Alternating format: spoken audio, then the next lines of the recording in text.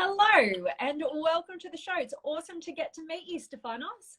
Yes, thank you for being here. Thank you for having me. Absolutely, absolutely. And before we get into it, and I just want to do a quick introduction, everybody, about what this series is kind of all about. Tell me, am I saying your name right? Because I'm like, I hate getting people's names wrong. You can call me Steph. Steph, all right. Cool. All right. I'd hate to go through the show and then just be like, oh my God, I've been calling you the wrong thing the whole time. No, all good. It's happened before. So what I would love to just introduce everybody who hasn't been joining us all week this week.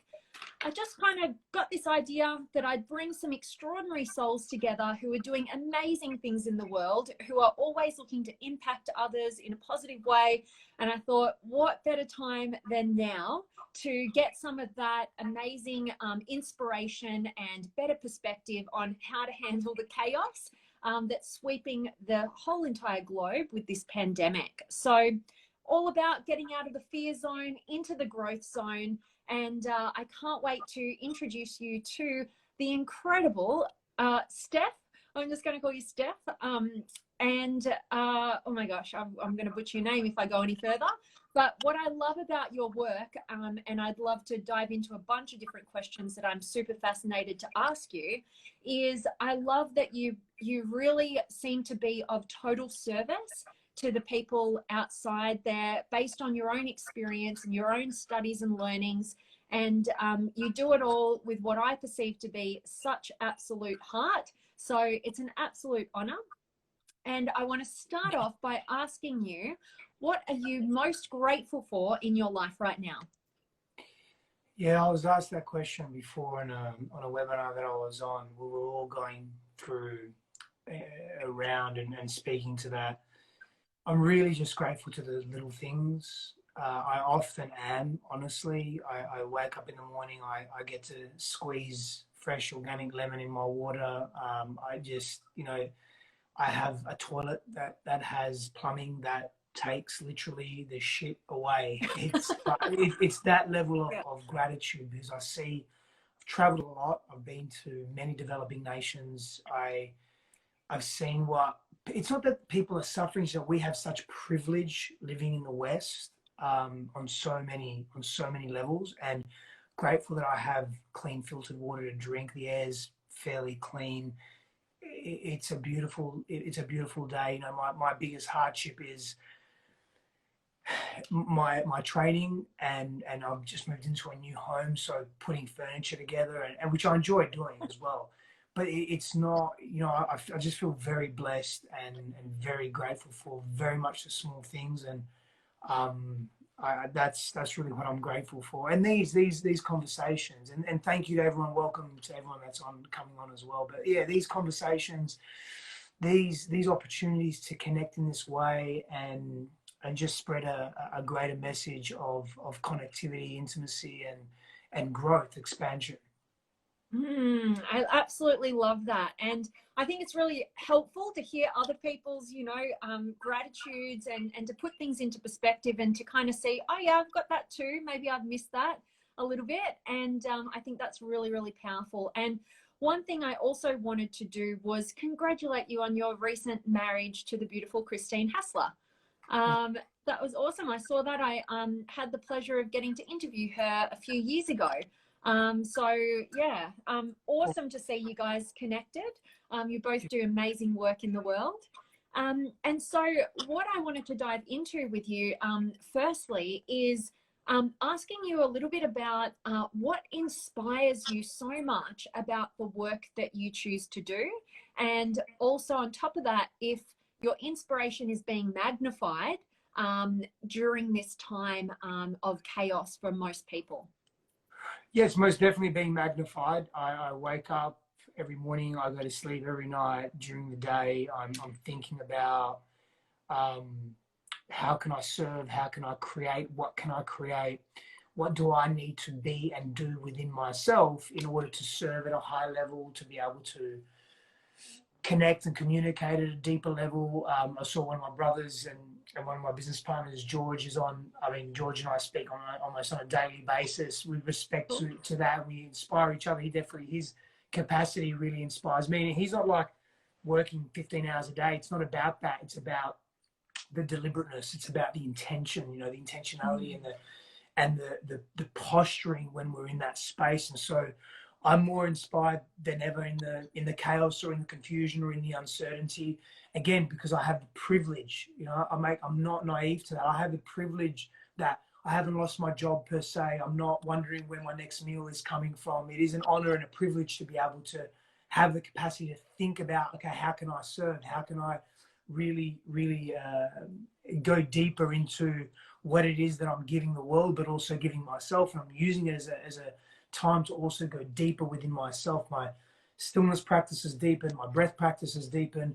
I want to practice again at a deeper level what I am preaching or what I'm speaking to or what I'm advocating for. And so, I'm very inspired. What generally inspires me is you mentioned that you interviewed DeMartini. So DeMartini said, our voids often become our values. So what we didn't receive and get as children really drive us as adults. We want to fill those gaps as adults. And Harville Hendricks speaks to that as well in love and intimacy and relationships.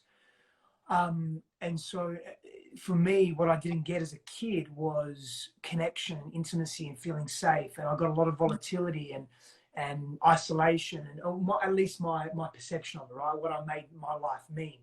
I felt unsafe. I didn't feel connected to my family. And so as an adult, really wanting to create that in the world. And for a long time, I pursued that in a very unhealthy way. It was the only way I knew. And I was unwilling to look at my pain and look at my stuff. Now, as a contemporary version of me, what I'm more interested in is I'm still very inspired to serve and give and help people see through their clutter, because I was so cluttered. I was so dictated by the past and by my shadows and by my trauma.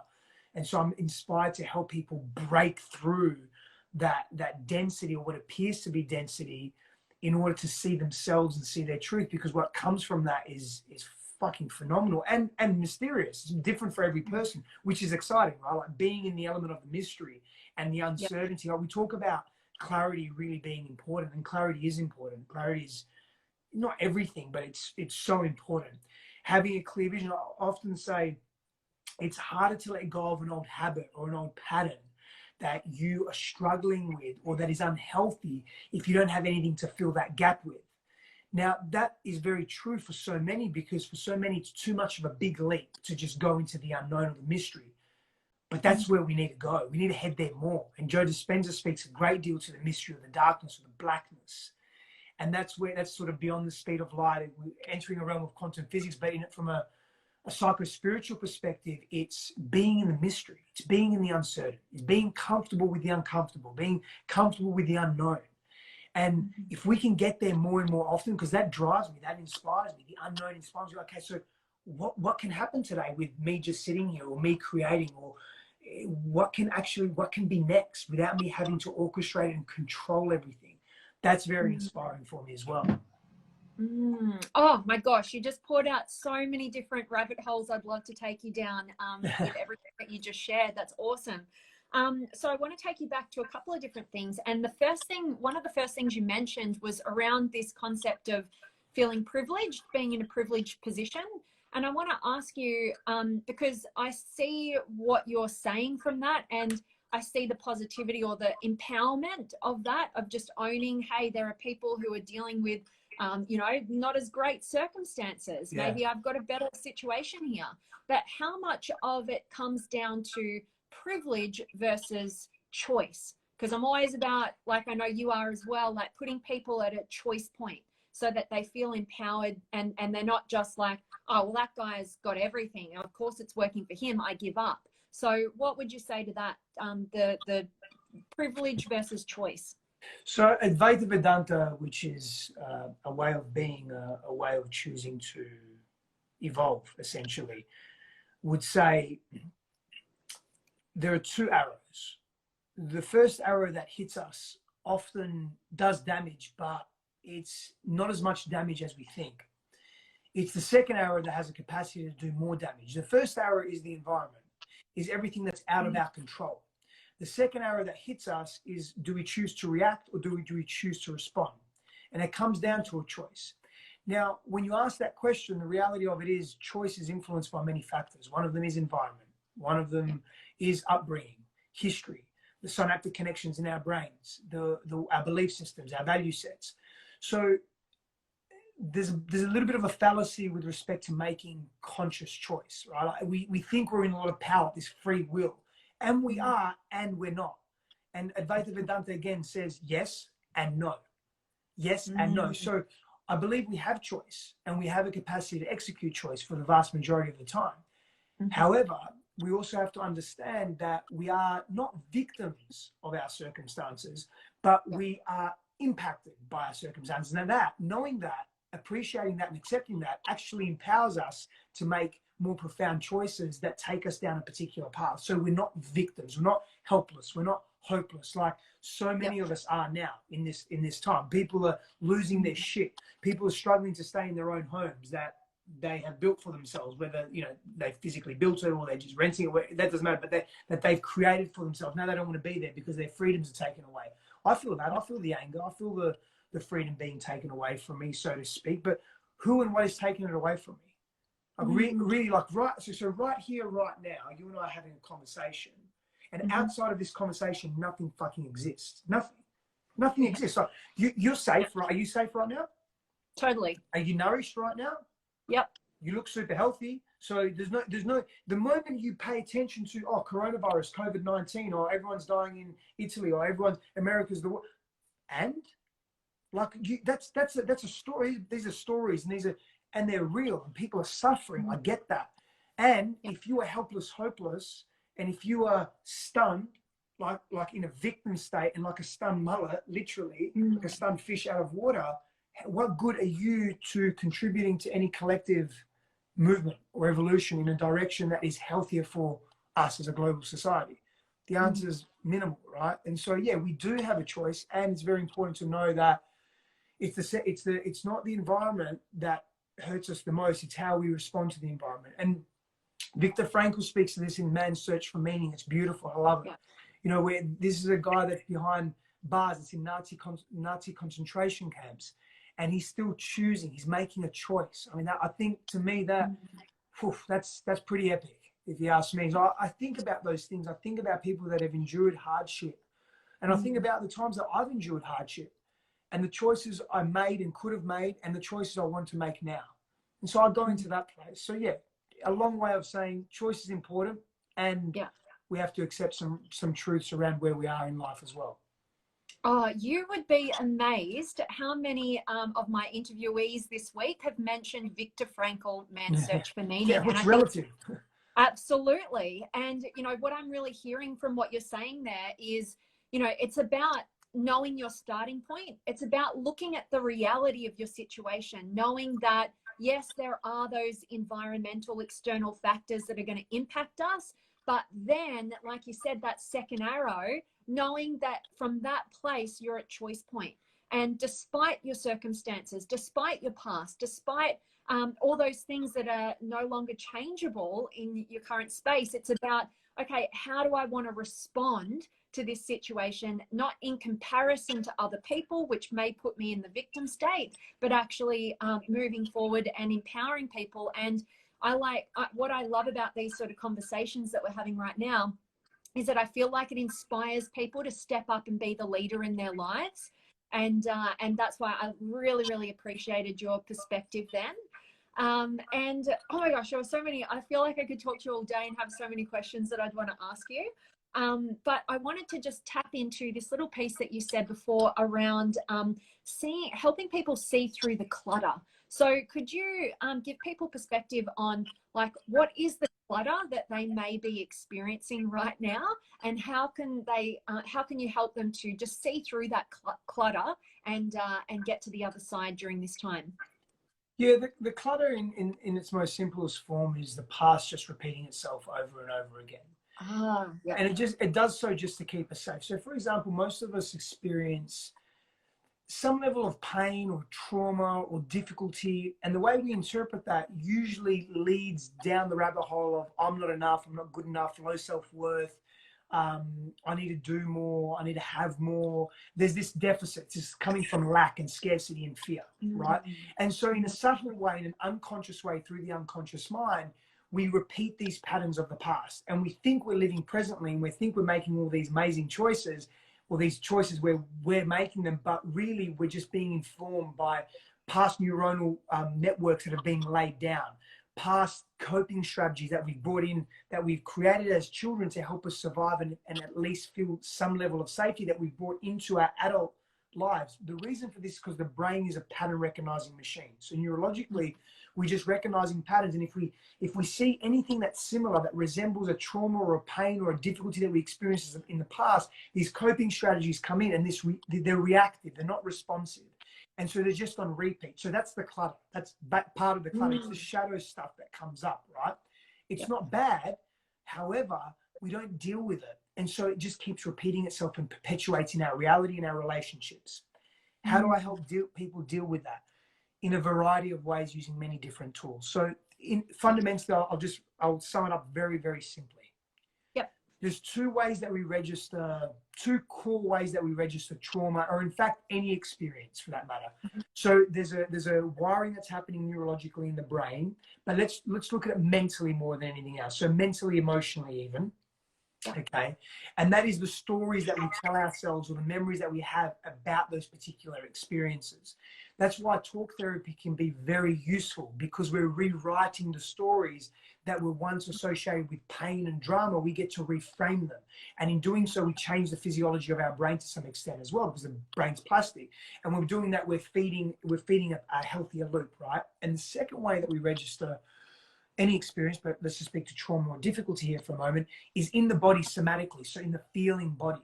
Now, rewriting and reframing is powerful, but it's not the whole story. And so when I'm working with people in a one-on-one capacity, or in a larger group setting, whatever it may be, it's about doing our best to shift the paradigm mentally and neurologically and somatically and in the feeling body as well. So the how part is that. And there are many modalities and tools used to do that.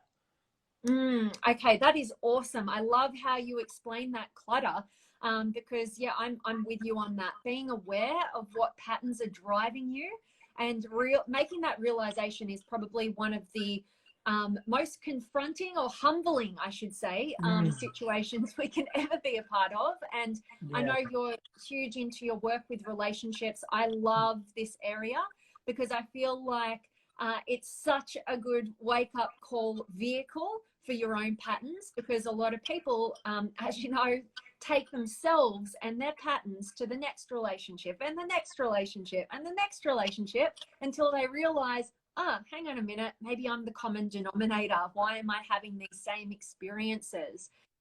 So I'm really, really loving how you articulated that. And again, really enjoying getting to learn more about the work that you're doing. And it's so needed.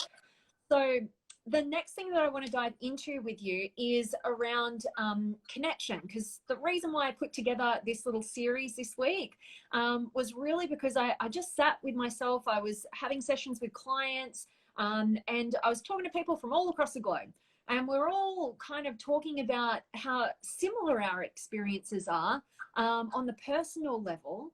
And I was navigating, well, what do people need to focus on right now? How can we simplify so that people can move forward and not get stuck up in their external chaos, but actually create some internal stability? And that's why I wanted to talk to you about the first topic around self-connection and its importance. And also, I'm really big on, as I know you would be as well, on applicability. Like, don't just listen to this conversation, like take action and apply some tools to your life.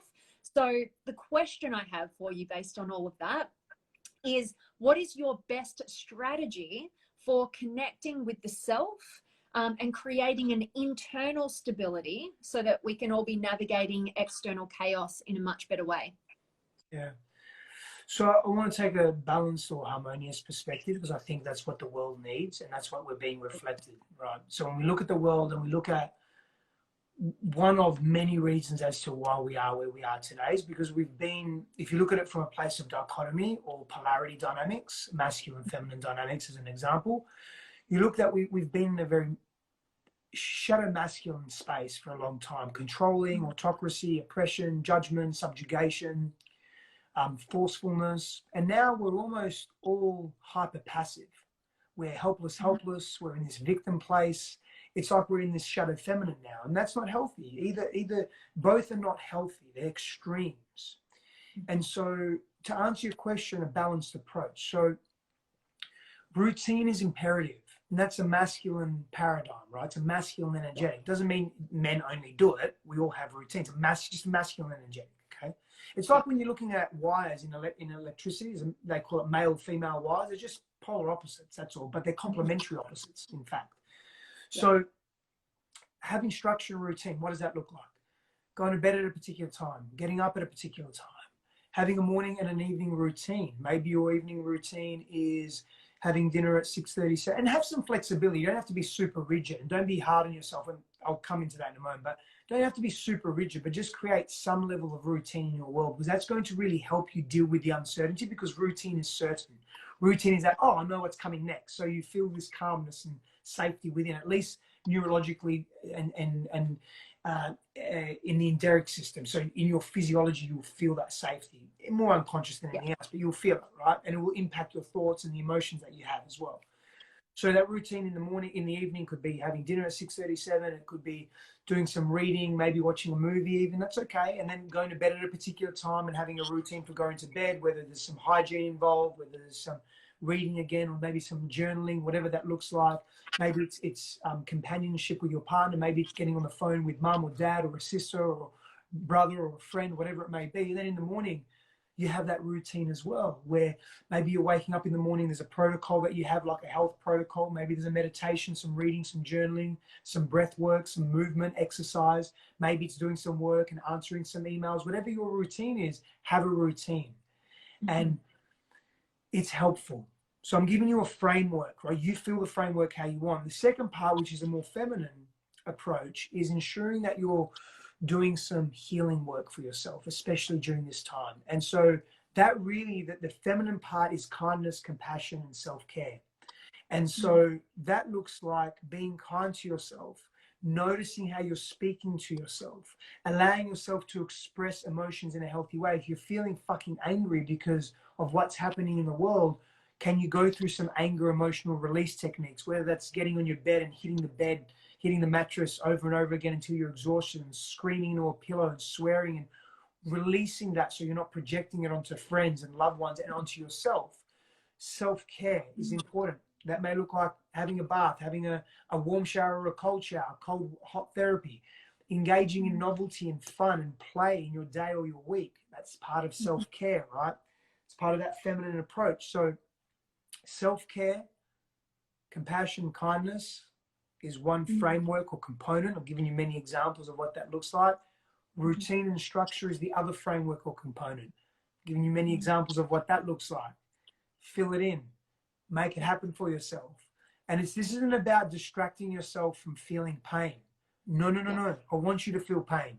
And I don't mean that in a sadistic way. If you're feeling pain, sadness, anxiety, feel it. Learn to process it. If you don't know how, guess what? There are a lot of people, psychologists, counselors, coaches, that were once seeing people face to face that are now doing it all virtually. Guess what? You'll find someone on the line, on the interwebs. You'll find someone. So go there and help someone, get someone to help you process that if that's not in your scope of affordability. I'm trying to eliminate excuses here if you can't see me doing that. Join a circle, a sister circle, a brother circle. There are many free things. I'm doing so many free things at the moment. So is my partner. Together we're doing, I always do anyway, but I'm doing even more now. So it's everywhere. That's abundant. You have an internet connection. You have access to healing. You have access to just relieving and moving through your pain and your suffering and your discomfort.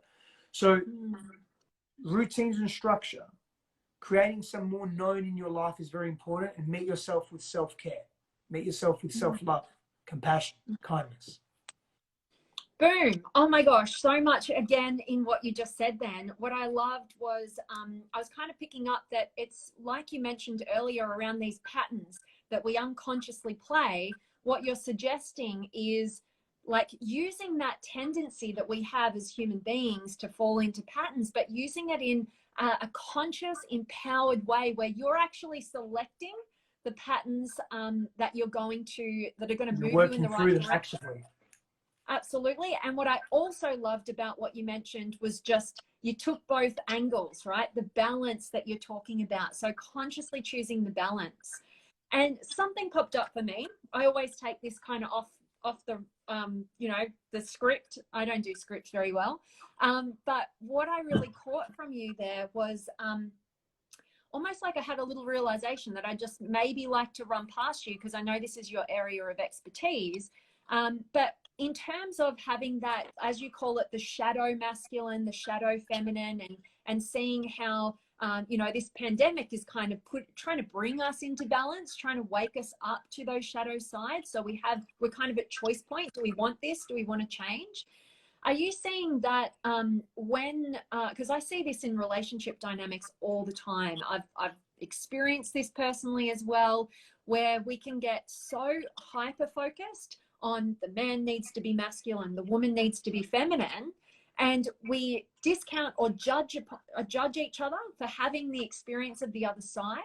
And because maybe we're judging ourselves for, say, if I'm a feminine woman coming into a relationship and my partner is the masculine source, but when I step into my masculine, that might trigger him to be threatened or judge me for that, like, oh, you're in your masculine, or something like that, which I see happen time and time again.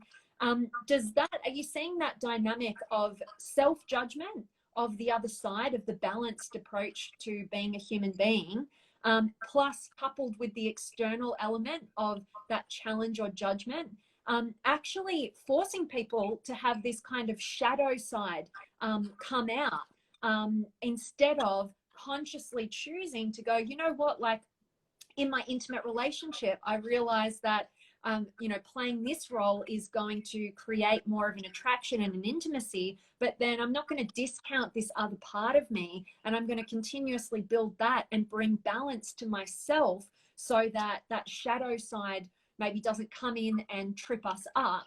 Am I totally off track here, or is that something that rings true, or what's your perspective on what I just shared? I think I understand your question or your sharing. Yep. And so the way I would respond to it is this way. Every individual needs to really tap into what their core essence is, and they lead with that. But the more you lead with your core essence, the more balanced you actually become. Now, with respect to shadow expression, that's just an extreme unsustainable expression. It's unsustainable because it's over a long period of time.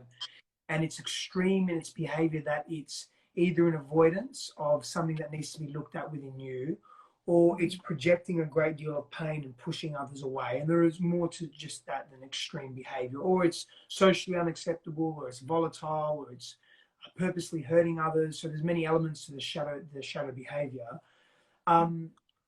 Now is definitely now more than ever is a great time to look at your shadow behavior. And it's coming up for a lot of people because a lot of people are in fear. So fear breeds fear, essentially. It's dense, energetic. So we'll breed more of that and magnetize more of that. So a lot of what's happening now isn't just fear that is in response to contemporary circumstances. It's also fear that we're feeling within ourselves being amplified by old stuff. And that can put us into an unhealthy expression of the masculine or the feminine or both. And so being mindful of that and choosing to work on that, choosing to be aware of that and move through that actually helps us and those that are in our circle create firmer foundations for healthier relationships to self and to others. Did I answer your question correctly? Yeah. I mean, I'm just riffing here because I love learning from people such as yourself. So I was just kind of like, I just run this idea past you because I thought, that's an interesting thought. So basically what I'm hearing you say is to look at, oftentimes people aren't aware of their patterns or aren't even bothered to look at them until there's a problem. So it's almost like catch the problem and then kind of backtrack and go, hang on a minute, like, what is this being driven by? What's the pattern here? Maybe what healing do I need to do? Maybe I'm out of alignment in some way, and what can I do to help balance out the equation? What's maybe even the other side of what's going on here? You don't need to relive the past. You just have to have context, right? And the paradox is, the deeper we go into that intensity, the quicker it dissolves and the faster we gain the wisdom from that experience, as opposed to continuing to oppress it within ourselves and suppress it and numb it, which just keeps rearing its very, I don't want to say ugly head, but it keeps rearing its very intense head. Yeah. Okay, cool. I love that. That's awesome. I think that you're really giving a lot of people perspective and action that they can be taking, and also definitely challenging them to build awareness and go, hang on a minute, let's maybe take a meta perspective on how I've been living. Because I think that's one of the major benefits of this time right now. You know, going into that self-reflection, having that time and space to really reflect on what's working for us, what's not working for us, all that sort of great stuff. Which really brings me into the next question that I want to ask you, because another thing that I think a lot of people can be missing at this time is their clarity, you know, because we can get caught up in everything going on around us and watching the news and all that sort of stuff, and losing sight of where we're headed. Because for a lot of people, you know, like you mentioned at the start of this call, a lot of people lost their jobs. A lot of people, life as they have known it is going to be totally different from this point. So my question for you is a bit of a funny one, because I want for you to maybe share with us what powerful question we could all be asking and answering for ourselves right now that would allow us to actually have clarity over something that inspires us, that will pull us through the chaotic time, and, you know, make sure that that second arrow that we've got the choice point of, you know, we're actually responding rather than reacting. It's a great question. The question that we can be asking ourselves.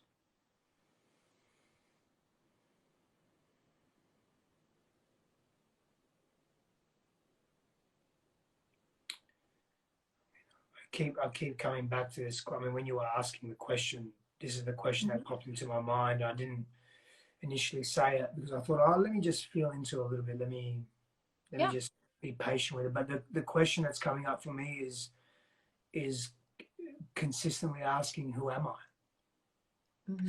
Yeah. I mean, it's a very simple question. However, it can really take you down a rabbit hole. And I think it's in the exploration of who am I that we discover so much, not only about ourselves, but about where we're going and what we're capable of, and so many facets to our own human condition. Oh my gosh, I'm really grateful that you're taking that time to feel into things, because that's so powerful and profound to just ask that question about, because it all starts with ourselves, as we know. You know, that's foundational to every other person, relationship, experience, choices that you're making. You want it to be stemming from the person that you want to be, that you're proud to be, that's in alignment with what you want to experience and what you want your life to be about. So I really appreciate you sharing that. I think that's a really profound question. Thank you. Awesome. And again, it's actually funny for me because I don't know how many in our audience have been with me this week sharing these interviews, but that question has come up. A lot of people shared a very similar thing about take it back to who am I, you know, and I really appreciate that, you know, you guys are doing great things. You have different messages, different ways of being, but it comes down, and I hope people get through this series, like the commonalities that are being said over and over again, because there's a reason, because it rings really true. So thank you so much for sharing that question, and I hope everybody in our audience is going to definitely ask that question. I'm going to check in with it after this call as well, and just make sure what my answers are coming out, or how I'd really be proud of them to be.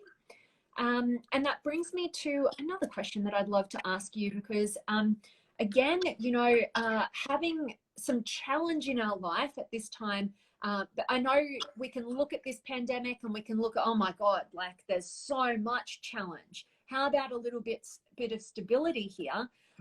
But I feel like personally, like what we're talking about, if we're consciously selecting challenges for ourselves, it's going to really empower us during a time like this, so that we don't, you know, just stay kind of stuck.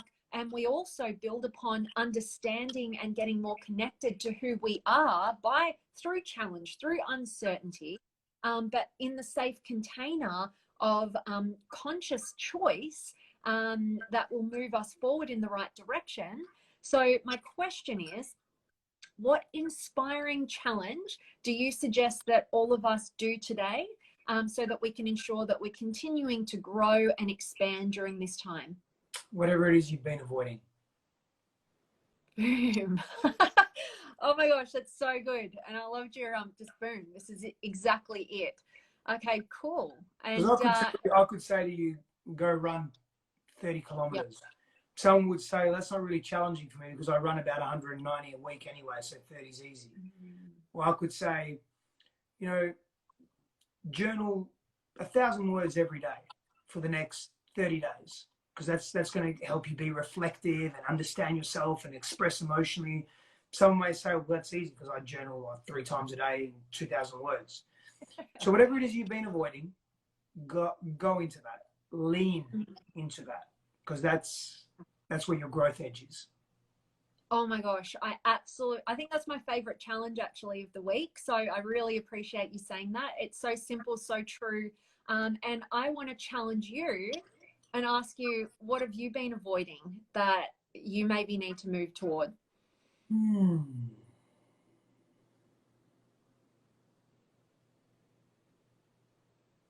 It's a good question. It's your question.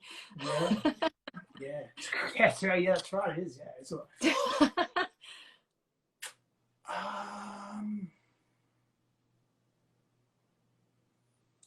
What have I been avoiding? You know what? I've been avoiding reaching out to my mum and my dad, I've been procrastinating on that because they live in Greece and I'm here in the US. I live in the US. And I really just need to just touch base and talk to them. And I've been avoiding it because I know how my parents are. They lean on me, and it's like, I don't really want to, you know, I'm going to put up with them. But it's not so much. I mean, I love my parents. I very, very close, but I've been avoiding that. And that's probably a little of a growth edge for me as well. So just having a chat. It's been too long since I've spoken with them. So too long for me anyway. So really, and it was early. It's interesting because earlier this week, what are we, Saturday today? So it must have been Wednesday. I'm in the process of releasing a podcast and so forth. And I've been doing just every morning, basically as part of my morning practice. I'll get up and I'll go through a stillness practice and a breath practice and so forth. And then I'll do some verbal journaling basically I record. It's just like a podcast, right? It's a small podcast, deep reflections. And it was Wednesday or Thursday. It was one about mum. I was really going deep into the mother wound, the connection with mum and how we've healed so much and how there's probably some more to do there. And like I miss mum and I haven't spoken to her for some time. We've been messaging and so forth and contacting me, checking in on her. She's been checking on me, but haven't really just jumped on the phone and just been procrastinating about it. So just that, like I need to lean into that and do that and speak to mum and dad. Yeah. Boom. I love that. And I love that on so many levels, particularly because, I think was the reason why I wanted to challenge you on that is because personally, I find it really empowering, and I'm sure the audience will as well, when we see leaders walk their talk, and own their shit, I'm an open book. I can't think of anything you could ask me that I wouldn't respond as honestly as I could to, honestly, full stop. Yeah. Absolutely. And I appreciate that. And I'm sure everybody can feel that. And I really, really loved your challenge and you representing for it then. And I don't know who says this, but it's something that always rings true for me. And I remind myself, because there's definitely things I'm avoiding too. You reminded me just now, it's Sunday here in Australia. It's Easter Sunday. I haven't given my granny a call. She's been really wanting to hear from me. So you did spark it. I'm like, oh yeah, I need to do that. Yeah, But I encourage you. I mean, firstly, I'm in no position to tell anyone do this because it will challenge you. I'm happy to do that, and I do it often, but it's better if you can find that inspiration from within. That's powerful. But I had a very, very close connection to all my grandparents, and they were a big part of my life. And so, my encouragement to you is they're a wealth of knowledge and wisdom and beauty, and leaning. Your grandmother's probably been through a lot worse than a coronavirus, so we could probably learn a lot from your grandmother. You should get her up on the show. Well, it's funny you say that, because the first person I asked when all the craziness was starting to hit, and I was actually living up in Queensland, and I'm like, do I come home? I just broken up a relationship, and I was like, do I get stuck up here by myself, or do I head home? And I gave her a call, because she's actually a survivor of the Holocaust. Lost both of her parents in concentration camps, escaped, and she actually told me about, I'd love to have her on here. Oh my gosh, one day I'll get here.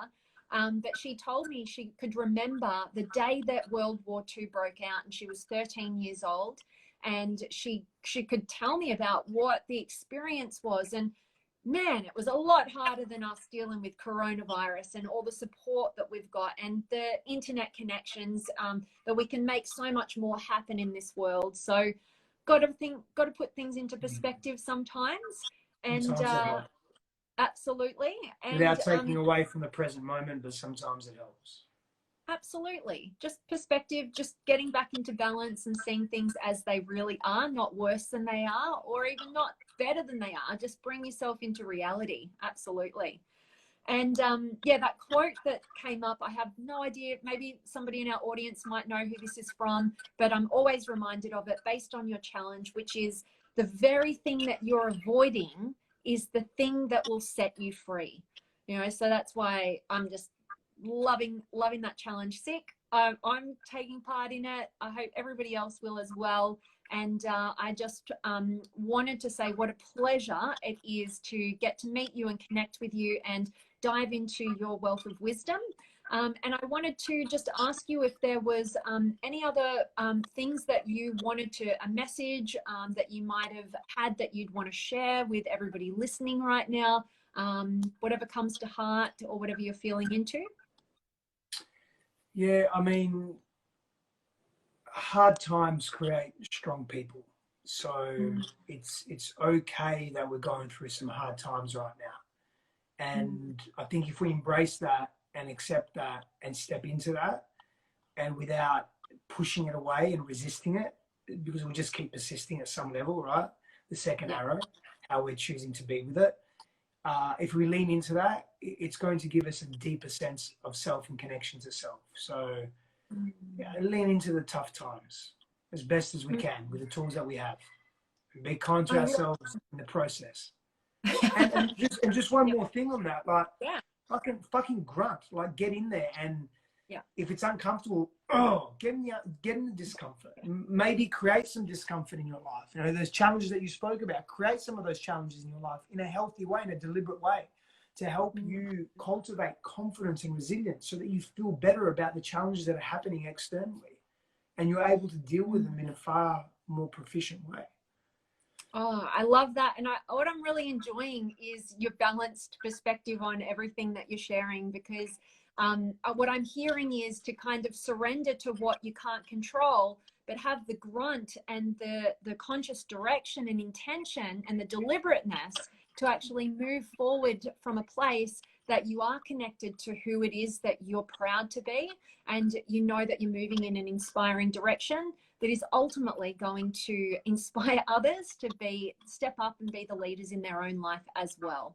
Yeah, get the mud's there, jump in it, play it, cultivate some resilience and toughness. It's going to go a long way. Love that. That's awesome. Yeah, hard times create strong people. Is that right? Yeah. I love that. That's so cool. So just before I let you go and just do a quick little sign off, I just wanted to double check in. I know we had some comments, but yeah, somebody said something beautiful, a spiritual and beautiful connection between you, Steph, and Christine. I captured that one. I was like, oh, that's sweet. And another, Love Your Fit Body says, blessed to have the social media to connect with people. That's awesome. And anything, it's hard to check these out. And I've been taking this time to heal and grow. That's awesome. And I hope that, I'm sure this interview will help people do the same. So that's awesome. And like, that's pretty much what you were saying, you know, taking that balanced masculine and feminine approach, you know, to go after what you want, but also take that time to heal and, you know, be compassionate and kind. So awesome. And integrated mind and soul healings. When we're in fight or flight mode, parts of our brain shut down. Yeah, absolutely. Did you have anything that you wanted to add to that? No, it's so beautiful comments. Absolutely. And last ones here. Such heartfelt feedback. Thank you for sharing your light and love with us. I think that was when you were sharing, you know, you were tapping into your own challenge there and sharing about, maybe putting off contacting your mum and dad. So that's awesome. And Jerry said also, I'm reaching for my mum on Messenger and phone, always inspiring moments. That's cool. I love it. And always keep our fights alive. I love it. And thank you. Amazing stuff. And this event will pass. Yes, absolutely. This too shall pass. Absolutely. So I just want to acknowledge you and honor you, Steph, for just the amazing individual that you are, representing what it is to be a leader who is walking their talk and doing some empowering work. And personally, I don't think there's anything more empowering to people than having a balanced approach to everything that they do, to see where their stuckness is created from a one-sidedness and to help balance themselves out and not stay rigid. So appreciate your time and your energy, and hope to do this again sometime. Yeah, absolutely. Thank you so much, Vanessa. And if you do save this, please send me a copy and I'll promote it through my network for you as well. Oh, amazing. Thank you. Yeah, I've been putting these up. I'll download it. I put it across Facebook and YouTube and all sorts of stuff. So I'll tag you in, and look forward to connecting again. And maybe I'll just ask you, is there anything that myself or our audience could be supporting you on right now? Yeah, well, there's a few things. I mean, Christine and I, at least 2 times a week, are doing free transmissions, meditations, breath work, live coaching, really taking people through the stuff, which is really beautiful. I've got a free Dealing with Fear and Uncertainty 7-day course that you can access on my Instagram bio. Yeah, I just created it a couple of weeks ago in response to what's happening. And we have an amazing program called Be the Queen, which is for single ladies looking to call in healthy relationships, but also really work deeply on themselves. And now's an amazing time to be doing that. So yeah, lots of things there. You can go to christinehassler.com/be the queen, and there's a lot of information there on that as well. Oh, amazing. I'll definitely be checking all of that out, and I'll have some of that linked up with our video today when I push it across the platforms. Right. So thank you again, Steph. I can't wait to connect again soon, and love. All right, bye.